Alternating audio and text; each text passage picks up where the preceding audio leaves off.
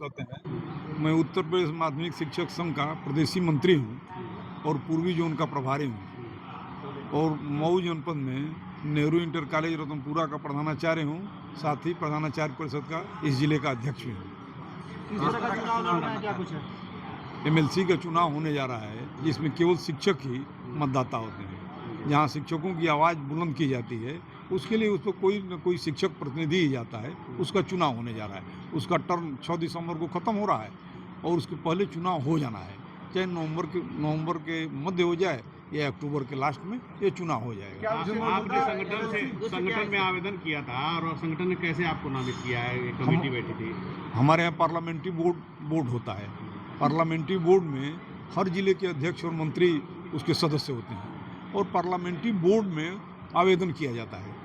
उस राज्य परिषद की बैठक हुई, उसके बाद पार्लियामेंट्री बोर्ड की बैठक हुई। उस बैठक में जितने लोग आवेदन किए थे उन पर विचार किया जाता है और विचार के बाद उनका विचार सुना जाता है। उसके बाद वोटिंग की जाती है और वोटिंग करने के बाद ये पूरी प्रक्रिया अपर पार्लियामेंट्री बोर्ड में चला जाता है और अपर पार्लियामेंट्री बोर्ड से डिसाइड किया जाता है कि किसके साथ अधिक जिला अध्यक्ष और मंत्री रहे, उनको बहुमत के आधार पर उनको कह दिया जाता है। हाँ, है तो आप किस ग्रुप से आते हैं? हम उत्तर प्रदेश माध्यमिक शिक्षक संघ आदरणीय चित्तनारायण सिंह जिसके प्रदेश के अध्यक्ष हैं और आदरणीय राज बहादुर सिंह चंदेल जिसके संयोजक हैं और अनुरुद्ध त्रिपाठी जिसके महामंत्री हैं उस संगठन। इनका कार्य क्या है? किनका पॉलिटिकल बैनर क्या रहेगा? पॉलिटिकल बैनर हम लोग कोई नहीं होता। हम शिक्षक संघ के हैं, हम काम करने वाले शिक्षकों के बीच काम करने वाले लोग हैं। हमारी शिक्षक संघ ये हमारी पॉलिटिकल बीजेपी के लोग भी अगर मैदान में आएंगे तो कैसे लड़ेंगे उनके सामने? हम हमेशा से इस सीटों पर लड़ते आए हैं। हम शिक्षकों के भरोसे ही इस चुनाव को लड़ेंगे। यह चुनाव शिक्षकों का है, इसमें शिक्षक जिसको चाहेंगे वही चुनाव जीतेगा, बाकी किसी का कोई मतलब नहीं है। कोई पार्टी आपके मुख्य रहेंगे जिसको लेकर चलेंगे? हमारे मुद्दे तो सबसे पहले हमारे ओपीएस के मुद्दे हैं, वित्तविहीन शिक्षकों की सेवा दशा की बात थी और हमारे तमाम मुद्दों पर अभी मुख्यमंत्री से जो कैशलेस चिकित्सीय व्यवस्था जिसके लिए हम लगातार लड़ रहे थे, हम पुरानी पेंशन की बात करते करते कहीं ना कहीं यूपीएस पर आए, लेकिन यूपीएस हमारा उद्देश्य नहीं है। हमारा उद्देश्य हर हाल में पुरानी पेंशन है।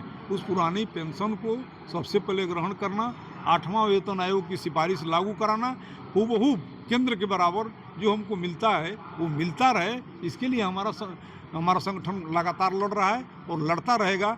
अभी हमारी जो मुख्य मांगी थी 10 से 4 करने का विद्यालय के पास, वो कहीं ना कहीं मुख्यमंत्री के यहाँ मामला लंबित है। हमारी वार्ता चल रही है, हो सकता है हम अक्टूबर-नवंबर से पहले इसमें भी कामयाब हो, लेकिन इसलिए नहीं हम बहुत दावे के साथ कहें जब तक इस शासन में बैठे हुए लोग कोई आदेश जारी न कर दें तो बहुत नहीं है कहा जा सकता है वो हमारे। वर्तमान एमएलसी का कार्यकाल कैसा रहा जो इस समय एमएलसी? वर्तमान एमएलसी के बारे में सारे लोग जानते हैं, हमको कहना नहीं है। ये वर्तमान एमएलसी जो हैं वो शिक्षकों के नुमाइंदे नहीं रह गए हैं। वो कहीं ना कहीं विभिन्न प्रकार के दलों से भारतीय जनता पार्टी के समर्थित उम्मीदवार थे और शासन में बैठे भारतीय जनता पार्टी जो कहेगी इनको करना है। क्या रणनीति है, कैसे लड़ेंगे चुनाव? हमारे जिला मंत्री, इसके जिला अध्यक्ष और जिला मंत्री इसके मुख्य कर्णधार हैं। जिला मंत्री अध्यक्ष अपने नेतृत्व में टीम बनाएंगे, वो टीमें हर जगह जाएंगी और शिक्षकों से अपना संपर्क करेगी और जो शिक्षक वोटर होंगे वो शिक्षक संघ में जो संघर्ष करने वाले लोग हैं, जिन लोगों ने लड़ा है, हम एडहॉक के सवाल पर लड़े, हम कैशलेस के सवाल पर लड़े, हम विनियमितीकरण के सवाल पर लड़े, विनियमितीकरण की जो लाठियाँ हम लोगों ने खाई, इन सवालों को लेकर हम जाएंगे, लोगों के बीच रखेंगे। इसलिए हम चाहेंगे कि सारे लोग हम लोगों के साथ खड़े हों, ये हमारा मुख्य मुद्दा है। ठीक है, धन्यवाद।